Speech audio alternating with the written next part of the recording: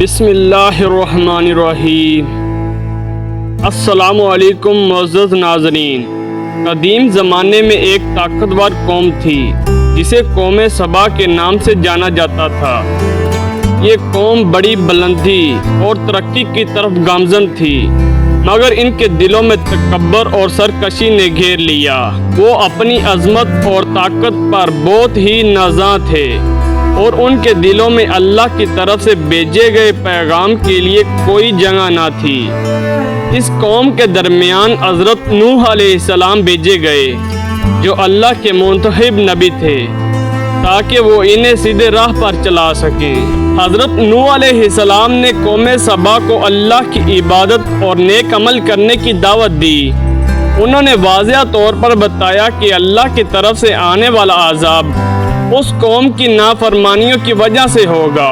حضرت نوح نے انہیں تنبیہ کی کہ اگر وہ اللہ کی ہدایات پر عمل نہیں کریں گے تو انہیں ایک بڑے عذاب کا سامنا کرنا پڑے گا۔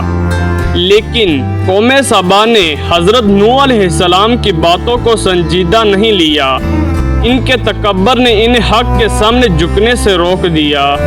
انہوں نے حضرت نوح کا مذاق اڑایا اور ان کی دعوت کو نہ صرف نظر انداز کیا، بلکہ حضرت نوح کو اور ان کے پیروکاروں کو بھی زہر زبانی کی باتوں سے اذیت دی۔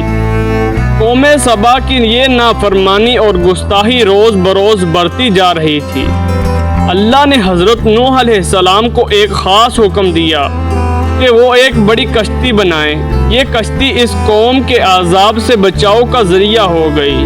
حضرت نوح علیہ السلام نے اللہ کے حکم کی تعمیل کرتے ہوئے کشتی بنانا شروع کی۔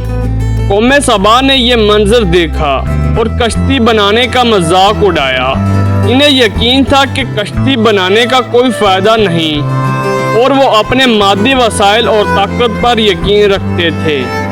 جب کشتی بن گئی اور حضرت نوح علیہ السلام نے قوم سبا کو خبردار کیا کہ وہ اس کشتی میں سوار ہو جائیں تاکہ وہ اللہ کے عذاب سے بچ سکے، تو قوم سبا نے ان کی باتوں پر کوئی توجہ نہیں دی۔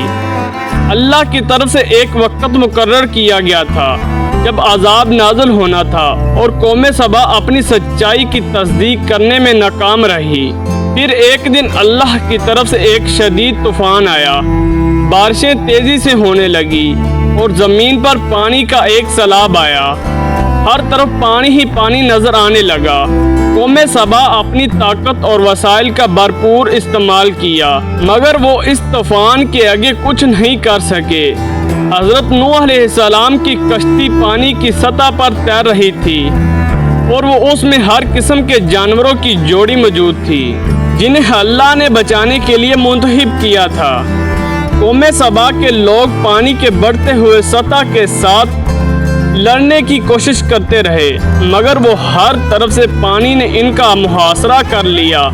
حضرت نوح علیہ السلام کی کشتی محفوظ رہی اور اس میں سوار لوگ اللہ کی رحمت سے محفوظ رہے۔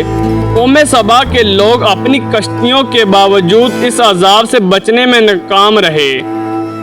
آخر کار طوفان تھم گیا اور پانی کی سطح نیچے آنا شروع ہو گئی۔ قوم سبا کا کوئی نشان نہ تھا اور زمین پر ایک نئی شروعات کے لیے جگہ تیار تھی۔ حضرت نوح علیہ السلام اور کشتی میں سوار افراد نے نیا آغاز کیا اور نئی زندگی کا آغاز کیا۔ حضرت نوح علیہ السلام نے اپنے ایمان اور اللہ کی ہدایت پر عمل پیرا ہو کر قوم سبا کو ایک عظیم سبق سکھایا۔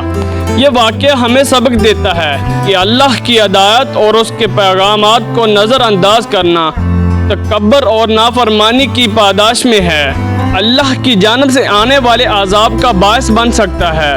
قوم سبا کا یہ واقعہ ہمیں بتاتا ہے کہ اللہ کے عذاب کی شدت سے کوئی نہیں بچا۔ جب وہ عذاب آتا ہے اور اللہ کی طرف سے دی گئی ہدایات کی پیروی کرنا ہر انسان کا فرض ہے۔